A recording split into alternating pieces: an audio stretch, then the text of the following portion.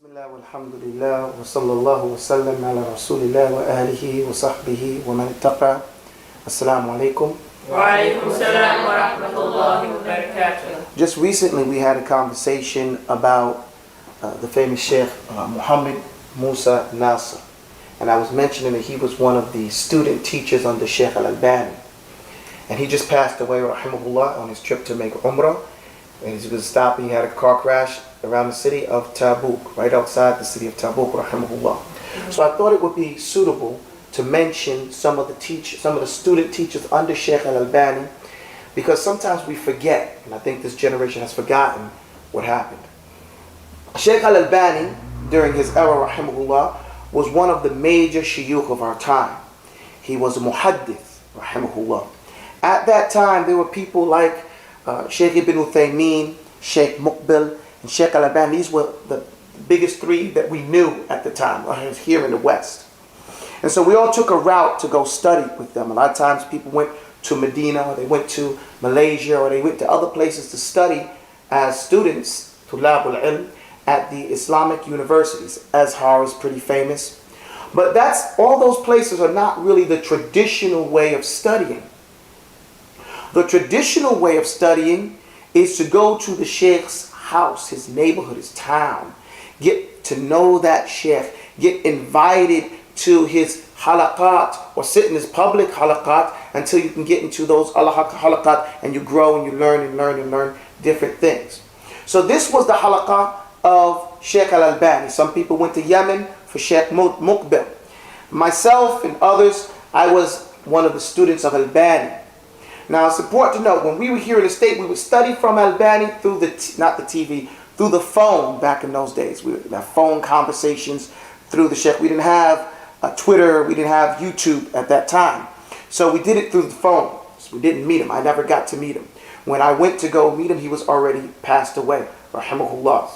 So I was in Mauritania first, and then come back to the students. And I met, these are the students of Shaykh al-albaani that I personally studied under. And these are the ones most people know. But they don't know about them the way we should. Now when you went to Albani's area, this is Jordan, that area there, and these people were the ones that got kicked out of what we call Jerusalem, or Philistine today. And that Syria area, that whole area where Jordan is today, the cousins of the Egyptians. In that area, the first thing you had to do before you could speak was memorize Qur'an.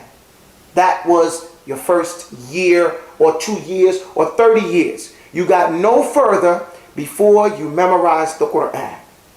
And then after that, you got to go through the Lughat al-Arabiyyah, those different things. And the whole time you could be learning fiqh, but that was it. Now what did Shaykh al-albaani produce? Shaykh Mashhur Salmaan, very famous scholar. He was the scribe.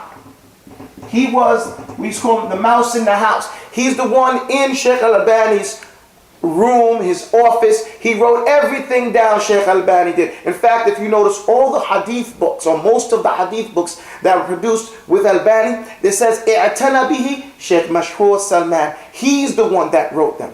Albani dictated. Okay? That's something they didn't know. A lot of people don't know about Shaykh Mashhur al-Falastini. aDZeem al-Badawi, hafidhahullah. This was my main teacher, the one I memorized Qur'an directly under him every morning, reciting to him. Very serious, never played, hardly ever smiled. Most of these guys are big guys, big bakhm, linebacker type guys.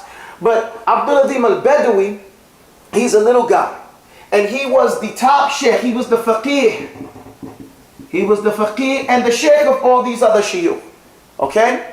He was also the mufassir. The highest part you can get in Islam as a scholar is to become a mufassir. Because that means you have all the skills, and now you're explaining the speech of Allah subhanahu wa ta'ala. After aDZeem stayed with Shaykh al-albaani for so long till Shaykh al-albaani said, listen, Egypt needs you more than you need me. Don't come back to my halaqah anymore. Okay? And that was his ijazah to leave and go to Egypt. Hafidhahullah, he's still living. Then we have next Shaykh Salih Taha ibn Taha, more known as Abu Islam, rahimahullah. Now he's the reason which made me want to give this lecture. Abu Islam I met him time and time again. Him and Shaykh aDZeem al-Badawi were best friends. Okay?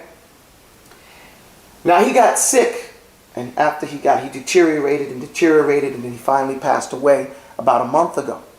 Now the thing you have to remember, or I want to get you guys to know about Islam. Matter of fact, it's going to take another video. We'll talk about Islam in our next video, inshallah. أقول قولي هذا واستغفر الله لي ولكم. السلام عليكم.